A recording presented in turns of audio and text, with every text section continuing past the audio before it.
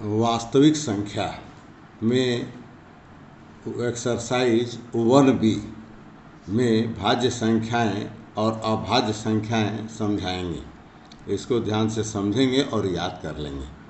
तो भाज्य संख्या, एक संख्या भाज्य संख्या कहलाती है यदि इसका एक, ये एक है, ब्रैकेट में एक है, गिनती में एक है, और स्वयं संख्या मतलब खुद संख्या के अतिरिक्त कम से कम एक अन्य गुणनखंड है, तो इस तरह के संख्या को हम भाज्य संख्या कहते हैं। जैसे 4 के गुणनखंड 1, 2, 4, तो परिभाषा के अनुसार ये एक और स्वयं संख्या मतलब 4, इसके अतिरिक्त यही 2 है, तो यही 2 गुणनखंड होगा। यहाँ लिखा है कि यहाँ 1 और 4 के अतिरिक्त 2 एक गुणनखंड है, तो यही 2 गुणनखंड होगा, क्योंकि परिभाषा के अनुसार एक और स्वयं संख्या, इसी दोनों के अतिरिक्त जो होगा उसको हम भाज्य संख्या कहेंगे। अब अभाज्य संख्या, अभाज्य संख्या क्या है? एक वह संख्या जिसके 2 भिन्न गुणनखंड केवल एक और संख्या स्वयं उसी तरह, उसे अभाज्य संख्या कहते हैं। जैसे 2 है, इसके 2 भिन्न गुणनखंड, एक तो स्वयं 2 और एक तो 1, तो इस ये दोनों हैं, तो अन्य गुणनखंड संभव नहीं है। इस दोनों के अलावा अन्य गुणनखंड संभव नहीं होगा, और उसमें होगा, इसमें नहीं होगा।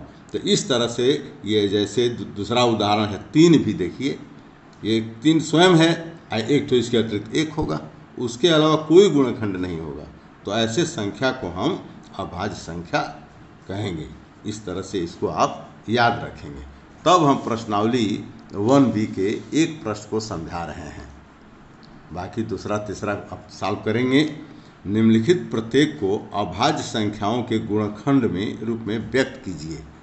अब देखिए कौन संख्या है, अभाज्य संख्या के गुणनखंड के रूप में इसको व्यक्त कीजिए, यानी वह उससे छोटा से छोटा और कोई संख्या न हो।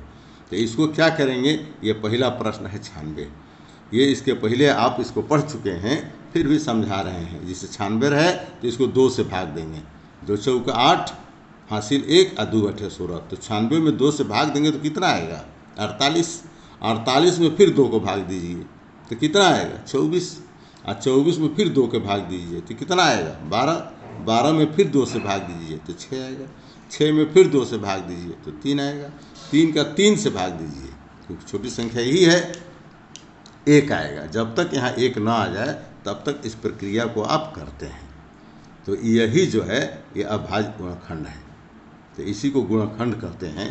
जैसे 96 का 2, 1, 2, 3, 4, 5 बार है, तो 1, 2, 3, 4, 5 बार गुणे गुणे करके लिखेंगे।